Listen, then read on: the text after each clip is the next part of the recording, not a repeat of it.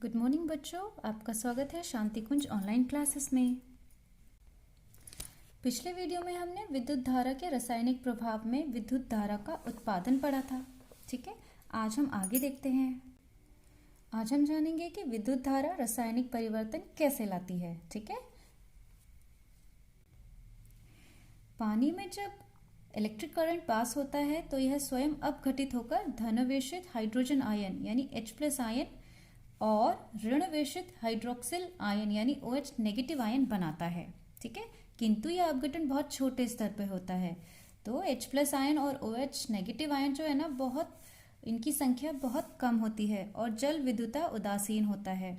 जब जल में विद्युत धारा प्रवाहित की जाती है तो H+ आयन ऋणावेशित प्लैटिनम सिरे की ओर आकर्षित होता है।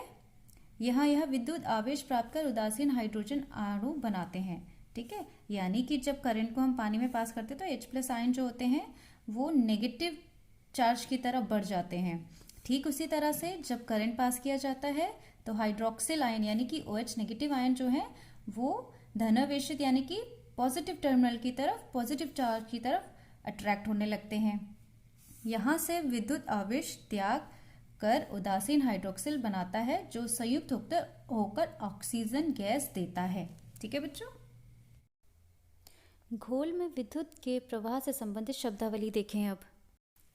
अब इस चित्र के माध्यम से समझते हैं कि विद्युत धारा जल में रासायनिक परिवर्तन कैसे करती है। धातु की तार या फिर प्लेट या सुचालक पदार्थ की छड़ जिससे होकर विद्युत धारा विद्युत अपघट्य से में प्रवेश करती है और निकलती है इलेक्ट्रोड कहलाता है। यानी आप ये जो दो प्लेट देख रहे हैं इनको इलेक्ट्रोड कहते हैं। सबसे ऊपर आप बैटरी का प्लस और माइनस साइन देख रहे हैं।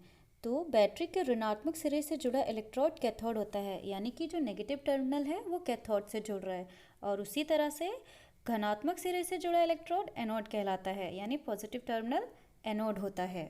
जब हम इस बैटरी को ऑन करते हैं तो देखते हैं कि जो इलेक्ट्रोड है ये डिसोल्यूट हो जाता है, यानी कि विभाजित हो जाता है पॉजिटिव आयन और नेगेटिव आयन में।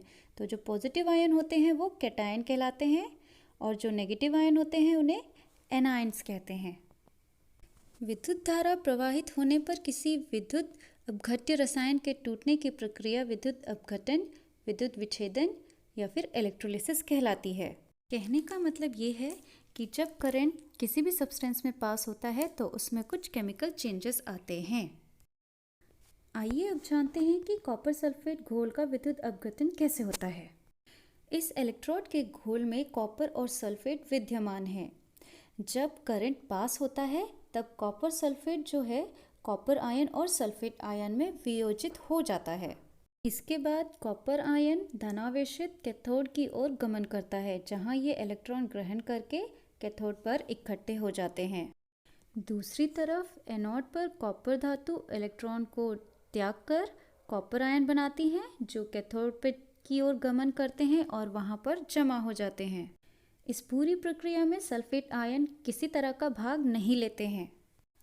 एनोड धीरे धीरे इस घोल में घुल जाते हैं और ये प्रक्रिया तब तक चलती है जब तक एनोड घुल नहीं जाता। इस प्रक्रिया का महत्वपूर्ण अनुप्रयोग कॉपर धातु के शुद्धिकरण में होता है। तो बच्चों, इस तरह से कॉपर सल्फेट घोल में विद्युत का अपघटन होता है।